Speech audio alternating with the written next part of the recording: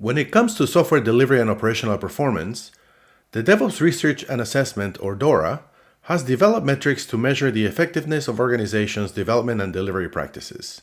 Hi, I'm Cesar Saavedra, Technical Marketing Manager at GitLab.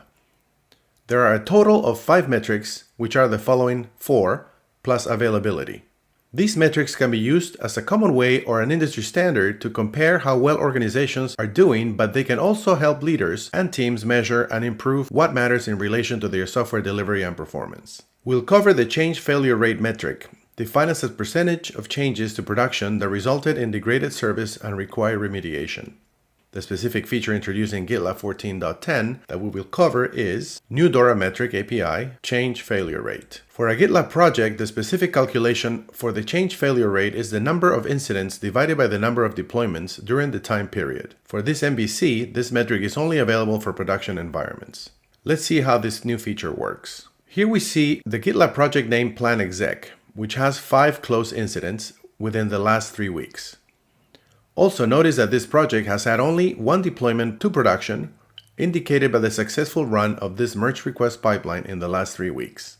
If we run the API for the change failure rate for this project with a time interval of daily, which is also the default, we see that on April 5th, the rate was 4, and on April 4th, it was 1. These add up to the number of incidents that were resolved on these dates, since we always assume 1 deployment as the denominator of this calculation.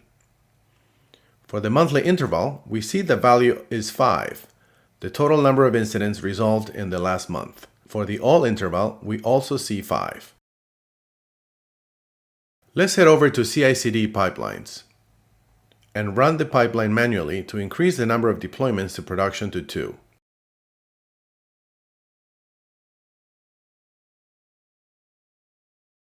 We rerun the API for the change failure rate for this project with a time interval of daily, and we see that there is a new entry for today, April 27th, with a value of 0, since there hasn't been any incidents created today.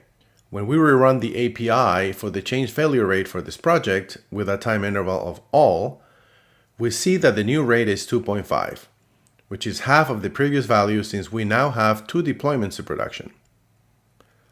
The calculation and display of the change failure rate DORA4 metric provide insight into the effectiveness of your development and delivery practices without having to spend time calculating this metric by hand. It also helps you better measure and improve what matters in relation to your software delivery and performance. I hope you enjoyed this video, and until next time.